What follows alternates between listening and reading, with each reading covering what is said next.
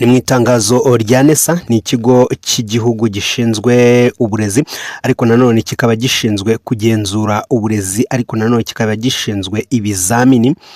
Rero iki kigo ni ikigo gikomeye cyane kandi gifatiye uruhare runini cyane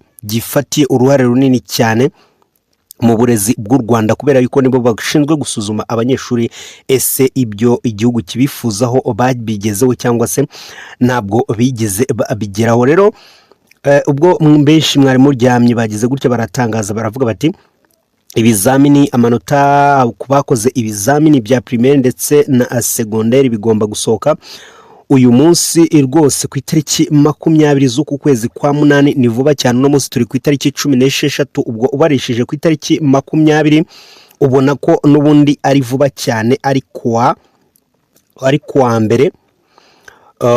No munsi ni 16 turi no munsi turi 16 z'ukwezi kwa munani. Ubwo byumvikana yuko ku itariki 20 z'ukwezi kwa munani n'ubundi bizaba bisohotse, bizaba ari ku munsi wa kane. Ni ukuvuga ngo ino munsi turi kuri 16 ni ku cyumweru, kuwa mbere 17 aho murabizi yuko ari konje ya assumption. Noneho kuri 18, kuwa kabiri kuri 19, kuwa gatatu, kuwa kane rwose amanota azarara asohotse ku banyeshuri bakoze ikizamini gisoza amashuri abanza cyangwa se primary level. Ubwo rero noneho n'abazikoze secondaire naho bizasohoka. Rero murabizi yuko muri primaire ndetse no muri secondaire, muri primaire ibizamini byatangiye ku itariki 7, ubwo bikorwa ku itariki 7 z'ukwezi kwa karindwi. N'ubundi ni mu kwezi kwa karindwi byabaye 7, ubwo bikorwa ku itariki 7, 8 bigeza ku 9. Ubundi biba birarangiye nk'uko mubizi, bakora amasomo abiri bigahita birangira vuba cyane, iminsi icyumweru kimwe biba birangiye. Ariko muri tronkomeho byatangiye ku itariki 15, ubwo ngubwo byatangiye rimwe. No muri secondaire ubwo ni O-level na A-level, ubwo birangira ku itariki 22 niho byarangiye. Aho rero muri tronkome ku munsi wa mbere ku itariki ubwo 15 bakoze imibare, kuri 16 bakora histoire, ku munsi wa 14 bakora geography.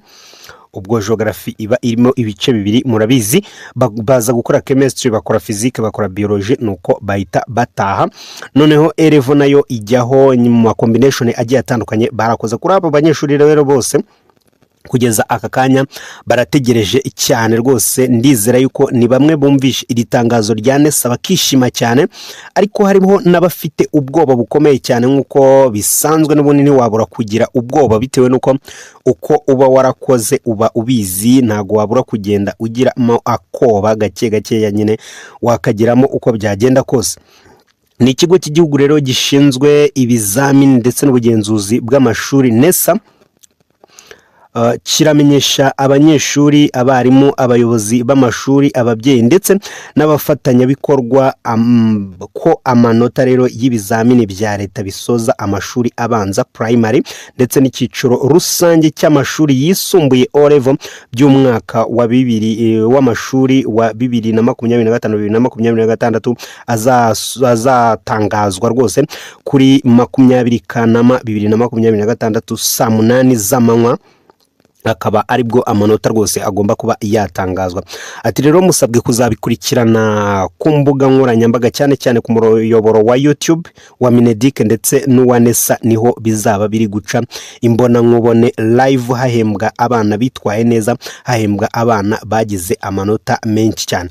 We rero ushobora kuba uri kumva iki kiganiro ufite umwana wakoze rwose saa 8 kwa kane niho bizaba biri gutangazwa, cyangwa se nawe ushobora kuzaba uri mu bakoze. Ariko tuvuze yuko hazasohoka ibya primaire gusa n'ibya tronkome, ariko ibya A-level no gukomeza kubitegereza nago birasohoka. Rero tukubwiye yuko rwose ugomba kubitegereza ku wa kane. Niba warakoze cyangwa se ufite wawe wakoze, ugomba kubicunga neza ugahita utangira ukanabireba.